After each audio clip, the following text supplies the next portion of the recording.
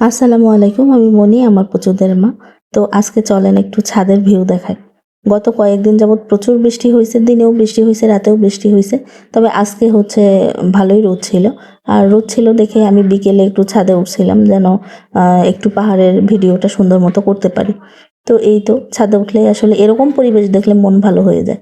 আর এই বাসাটাতে একটা প্রবলেম আছে, সেটা হচ্ছে সকাল 7টা থেকে রাত 10টা 11টা পর্যন্ত এমন শব্দ, মানে বাসার সামনে হচ্ছে ইটের খোয়া ভাঙে, সারা বছরই ভাঙে। আর বাসার নিচ তলায় হচ্ছে একটা দোকান আছে, ওই যে লোহার যে গ্রিল ট্রিল করে সেই দোকান। তো ঝালাইয়ের শব্দে আসলে সব সময় প্রচুর শব্দ।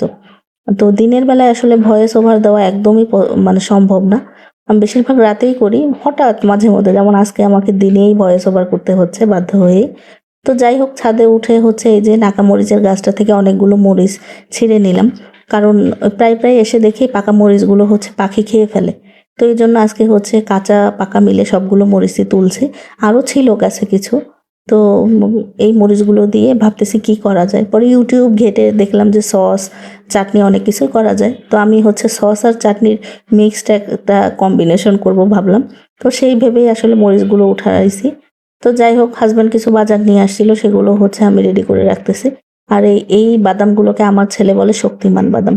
আমার ছেলের বাদাম খুবই পছন্দ খাইতে। তার বাবা হয়তো বলছিল যে বাদাম খেলে শক্তি হয়, এজন্য সে বলে যে সে শক্তিমান বাদাম খাবে। তো যাই হোক, ওই যে বললাম না যে নাগামরিচ দিয়ে একটা সস চাটনির মিক্স কম্বিনেশন করব। তো মরিচগুলো ভালোভাবে এখানে নিয়ে নিছি বেছে। আর কিছু রেগুলার মশলা, যে কাঁচামরিচ সেগুলোও কিছু দিছি। আর আদা রসুন সব কিছু ভালোভাবে ধুয়ে একটু সেদ্ধ করে নিব।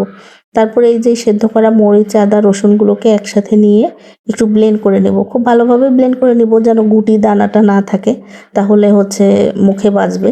আর এটা প্রচুর ঝাল, মানে এত ঝাল এটা বলে বোঝানো সম্ভব না। তো যাই হোক, পেস্ট করে রেখে দিলাম। এখন প্যানের মধ্যে হচ্ছে একটু যে রেগুলার রান্নার তেল সেটা, প্লাস হচ্ছে একটু আচারের তেলও দিছি যেন আচার আচার ফ্লেভারটা আসে। তো তেলটা গরম হলে দিয়ে দিছি চিনি। এভাবে চিনিটা দিয়ে নিলে আচারটা অনেক দিন থাকে, নষ্ট হয় না। তো তারপরে হচ্ছে তেঁতুল ভিজিয়ে রাখছিলাম, সেই তেঁতুল ভেজানো যে পানিটা কাপটা, সেটাও অ্যাড করে দিছি। তারপর কিছু গুঁড়ো মশলাও দিছি, একটু পাঁচফোড়ন মশলার গুঁড়ো দিছি যেন আচারের স্মেল আসে। আর হচ্ছে একটু জিরার গুঁড়া, গরম মশলার গুঁড়া, আর একটু লবণ। সব কিছু দিয়ে আমি ওই সেই মরিচের পেস্ট সেটাও দিয়ে দিছি। দিয়ে একটু রান্না করতেছি। আর পাশে ওই যে মরিচ সেদ্ধ করা পানি ছিল, সেটার মধ্যে একটু কর্নফ্লাওয়ার মিক্স করে নিছি যেন হচ্ছে একটু গাঢ় গাঢ় ভাব আসে। তারপরে সেই পানিটাও দিয়ে দিছি।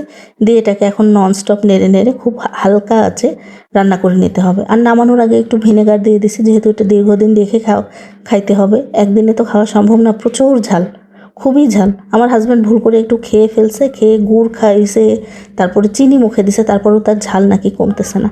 আর সন্ধ্যার সময় কিছু ডালের বড়া করছিলাম। রমজান মাস তো চলে গেছে। এখন রমজান মাস গেলেও আসলে আমাদের মাসে 3-4 বার এই ডালের বড়াটা খাওয়াই হয়। আমার হাজব্যান্ডের খুব পছন্দ, বাচ্চারাও খুব পছন্দ করে। তো সেজন্যই হচ্ছে কিছু ডালের বড়াও ভেজে নিয়েছিলাম সন্ধ্যায়। এমনিতে কয়েকটা খাইছি, আর কিছু রাখছিলাম হচ্ছে ভাত দিয়ে খাওয়ার জন্য। গরম ভাতে বড়া দিয়ে খেতে খুবই মজা লাগে। তো এই জন্যই হচ্ছে আসলে একটু বেশি করেই করছি। আর বড়ার মধ্যে আমি একটু আস্ত জিরা আর একটু আদা থেতলে দিই, তাহলে বড়াটা খেতে আরও বেশি স্বাদ হয়। আর পেঁয়াজ, রসুন, কাঁচামরিচটা তো একটু বেশি দিতেই হয়। তারপরে সন্ধ্যার পরে আমি আর আমার হাজব্যান্ড মিলে একটা বড়সড় কাজ নিয়ে বসছিলাম। সেটা হচ্ছে আমাদের আইপিএসের ব্যাটারিতে পানি দেওয়া। এখানে এসে অলরেডি 2 বার দেওয়া হয়ে গেছে, আবারও দিতে হচ্ছে। আমি এর আগে 3-4 বছরে মনে হয় এতবার পানি কখনোই দেওয়া হয় নাই। এখানে এসে বারবার পানি দিতে হয়, কারণ এখানে বিদ্যুৎ থাকেই না বলা চলে। তো এটাতে তো লোড বেশি নেয়, যার ফলে হয়তো পানিটাও বেশি ইউজ হচ্ছে, আমার ধারণা, আমি সঠিকটা জানি না আসলে। আর এই বক্সটা করা হয়েছে মূলত আইপিএস আর আইপিএসের এই ব্যাটারিটাই রাখার জন্য।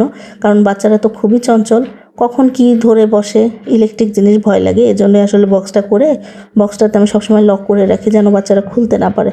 আর এটার মধ্যে তো আসলে ঝাড়ু দেওয়া সম্ভব না প্রতিদিন খুলে খুলে, এজন্য প্রচুর ময়লাও জমছে। তো আমার হাজব্যান্ড বলতেছে যে একটা কাপড় দাও, যেহেতু খুলছি ভালো করে পরিষ্কার করে দেই।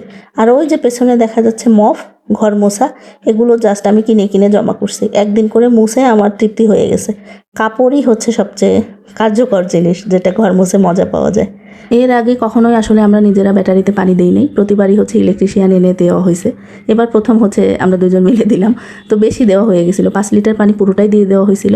তারপরে হচ্ছে একদম ওভার হয়ে যায়, পরে ইলেকট্রিশিয়ানকে ফোন দিয়ে বললে উনি বলে যে হচ্ছে ইঞ্জেকশনের সিরিঞ্জ দিয়ে একটু একটু করে কমাই নেন। পরে হচ্ছে 1/2 লিটারের মতো পানি কমাই রাখছিলাম। তো এই ছিল ব্লগ। কেমন লাগলো অবশ্যই কমেন্ট করে জানাবেন, ভালো লাগলে একটা রিঅ্যাক্ট, কমেন্ট, সাবস্ক্রাইব করে দেবেন। সবাই ভালো থাকবেন, আজ এই পর্যন্ত, আল্লাহ হাফেজ।